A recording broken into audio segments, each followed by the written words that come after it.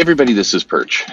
One of the recent innovations. It's hard to call this an innovation because it's more annoying than anything else. But one of the things that's cropped up in comics really in the last 10 years, and a lot of people credit it to Bendis, but it wasn't. It really wasn't Bendis who did it. Kind of a couple smaller writers did it. Then Kelly Thompson adopted it for her books, and then others kind of followed from there. And it's this idea of when the character is introduced or seen in the comic for the first time, there's a little narrative caption. It's like Captain Marvel, super strong, space warrior, brave, likes cats. And it's meant to be a kind of intro of the character. It also kind of sums up some of their attributes. And at times, it's kind of a gag. It's meant to kind of lighten the mood.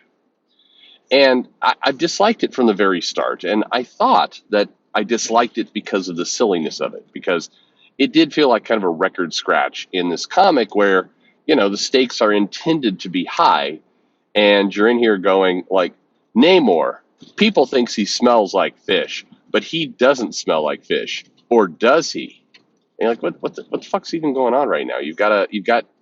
In the comic, Namor is attacking the surface world and about to cause a massive, murder a bunch of people on an oil rig. But maybe he smells like fish. I mean, okay. But keep in mind, I still dislike the silliness of it. I do think it comes off as just tone deaf a lot of the time. It comes across as, we don't understand how to keep the tension in a story, and so we're going to break it up in this way that really it doesn't appeal. But it is a personal choice. There are some people who really like it. I think it probably appeals to, people who enjoy webtoon, people who enjoy kind of sillier slice of life comics, people who've had severe head injuries and really don't have a lot of cognitive thought. People who are unimaginative and stop their education at the first grade, people whose parents or cousins. I mean, that it appeals to some people. I get it. But I was, as I was reading, I went back and I read today the Astonishing X-Men run by Joss Whedon. The series he did at Marvel following up on Grant Morrison. And I don't love it. It's not my favorite run. But it does do a few things right, and I think that it's in hindsight, if that was an option as a comic run right now, sign me up. I'd happily take it. Grant Morrison's run, which I did retrospectives with Joe on both of these, and Larry joined as well for these, which is a treat because we don't get to hear from him nearly enough.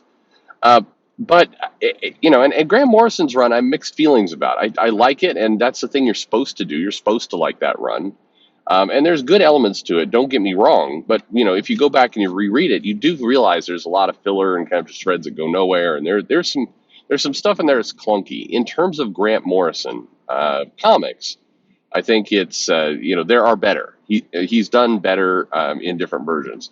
Am I going to get called out for the pronouns again?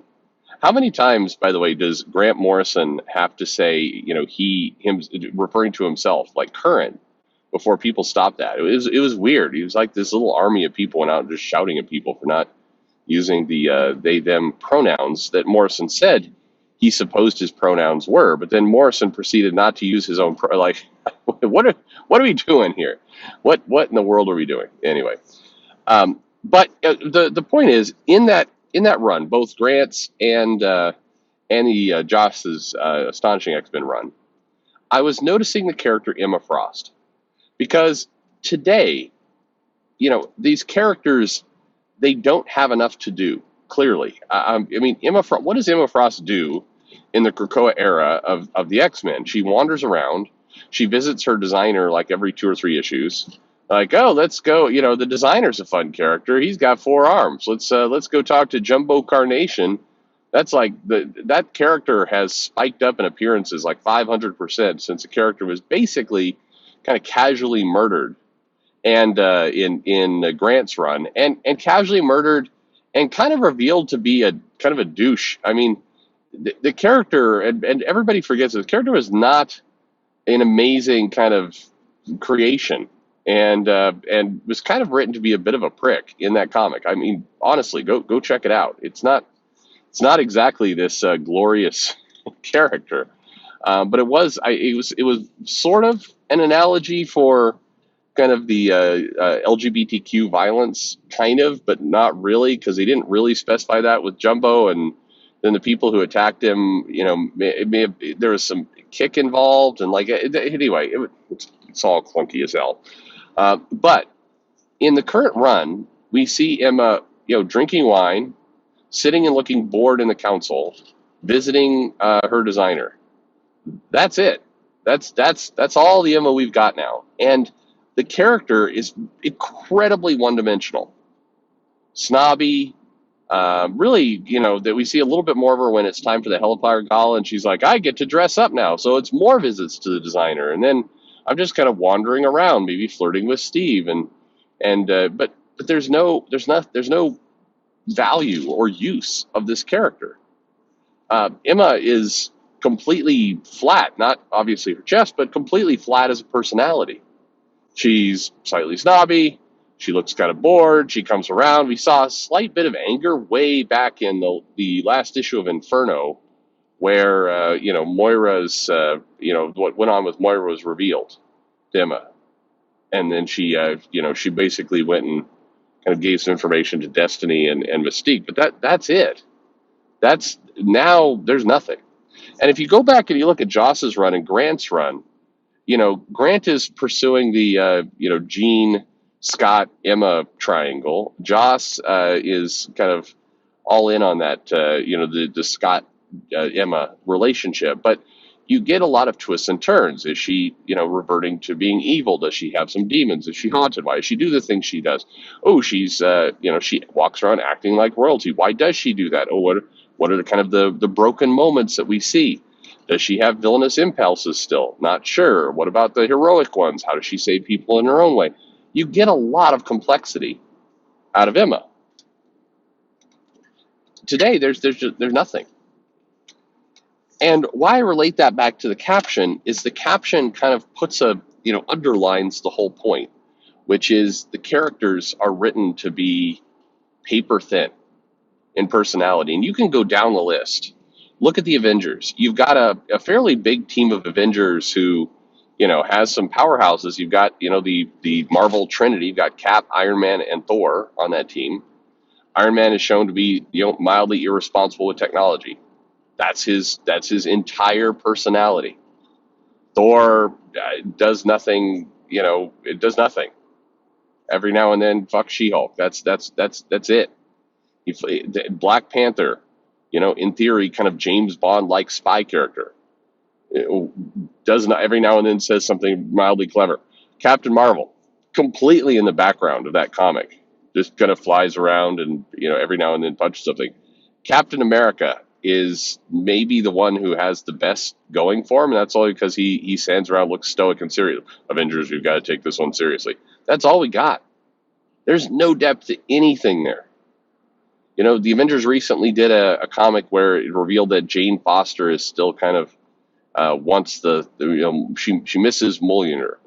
She wants the hammer back, and that was kind of the inner thought. That's it. But Darkwing, or is it Nightwing? Anyway, Darkwing Duck. Yeah, there you go. Namor. Some of the other newer, there's nothing. There's nothing to them. They've all been relegated to just, no personality. They come in, they do their bit. It's like they come in, they do their line, and they go, and it's the same line. And there's no diving into the complexity of these characters. If you go to some of the solo books, you get a little bit better because you have to fill the pages somehow. But by and large, I'm reading Zub's Thunderbolts, and he's like diving into Captain Marvel, the Spectrum version, the Monica Rambeau version, has got some things going on, and Luke Cage is a bit sporting character, but he's got some things going on, and Hawkeye has some things going on, and it's a limited series with a limited number of pages, so there's not a lot of time to do any of this stuff, but still there's some depth. It's not just Hawkeye showing up like, I shoot arrows and also am a little bit of a dope. That's what I do. And it's like these comics shouldn't just be characters running in shooting one-liners. And so that little caption, the little thing that introduces the character and kind of sets up the personality, that shouldn't be the depth of their entire being as a character. So I'm curious if anybody else has noticed this, or if you've noticed. And really, it was very striking to me going back, kind of reading this astonishing X-Men run recently, and the complexity to Emma Frost. Not just Emma, by the way. Colossus, Kitty, the Beast. I mean, I guess the Beast is at least undergoing a kind of crazy heel turn in X Force right now, but it's still it's at the level of kind of just mustache twirling, something bad is going on level of writing. It's not great. And why is this? Is it just there's no patience to do more? Why have we gotten to one note characters? But anyway, I'm linking the caption, these little silly nonsense captions, to a flattening of the personalities, and I miss the characters are still there. There's still depth there. There's things you can do with Emma, with all these characters I mentioned. There's still plenty. So I hope we can get that at some point, because I don't know, comic characters are better when they're complex. Anyway, thanks for listening.